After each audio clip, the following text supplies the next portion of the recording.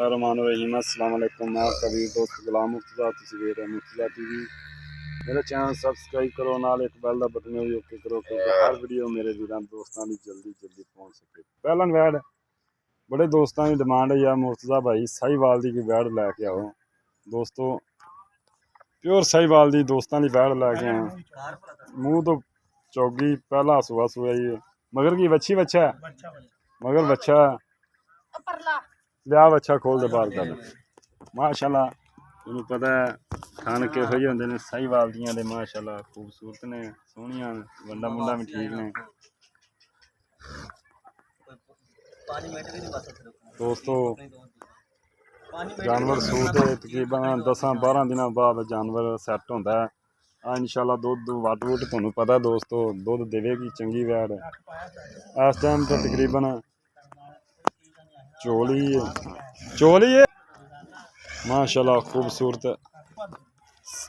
पहला बोला जी 7 लीटर कढ़िया सुबह सूई है, दूसरी चवाई होनी है अजे करनी उन्होंने मगर बच्चा चोलिस्तानी देसी माशाल्लाह। बन देखो बच्चे का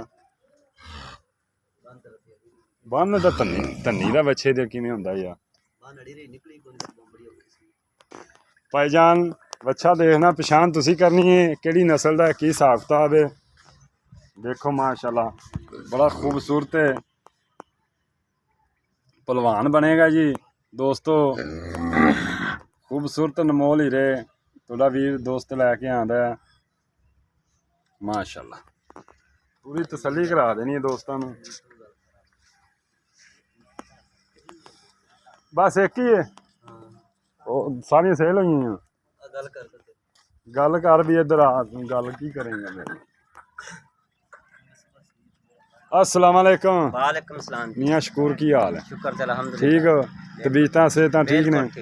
अच्छा भाई शकूर है कि साहीवाल दी वैड है तेरी? हाँ जी ये पहला सुबह सुई मुंह तो चौगी है चौकी कल सुई आज सुबह सुई जी सुबह बोला सुबह पहला कढ़िया पहला बौला कढ़िया कितना कढ़िया 7 किलो हाजर नाजर आजम नाजर 7 किलो बोला कढ़िया हाँ जी माशाल्लाह। फिर तेन दुध 15-14-15 करना चाहिए इंशाल्लाह मेरे दे हुक्म नाल करेगी सारा क्योंकि बच्चे छड़ दे 10 किलो दी जाए बहुत दुध दे इस तो ज्यादा होवेगा जी 10 इस तो किलो ज्यादा ज्यादा इंशाल्लाह। ਉਹਦਾ ਮੁਕੱਦਰਾਂ ਦੀ ਨਸੀਬਾਂ ਦੀ ਗੱਲ ਦੁੱਧ ਪੁੱਤਰ ਨਸੀਬਾਂ ਦਾ ਹੁੰਦਾ। ਦੋਸਤਾਂ ਨੂੰ ਮੈਂ ਹਰ ਗੱਲ 'ਚ ਕਹਿ ਦਿੰਦਾ ਹੁੰਦਾ ਮੈਂ ਗਰੰਟੀਆਂ ਨਹੀਂ ਦਿੰਦਾ ਕਿਹੜੀ ਗੱਲ ਦੀ ਗਰੰਟੀ ਦੇਣਾ ਉਹ ਮੈਂ ਦੇਣਾ ਲੇਕਿਨ ਇਹ ਤਾਜ਼ੀ ਸੂਈ ਇਹ ਨਸੀਬਾਂ ਦਾ ਦੋਸਤੋ ਹੋ ਸਕਦਾ 15 ਦੇ ਦੇਵੇ ਹੋ ਸਕਦਾ 12 ਦੇਵੇ ਇਹ ਹੁੰਦੇ ਨਸੀਬ।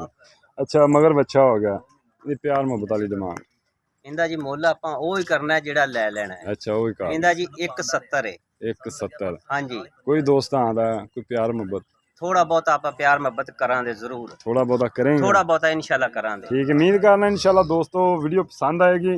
साहीवाल दी वैड है और बड़ी खूबसूरत है। किसी दोस्त वीर नूं पसंद आवे फोन नंबर 0344 6980 676 व्हाट्सएप ईमो बनी है। इजाज़त दिओ मिलने अच्छी वीडियो नाल।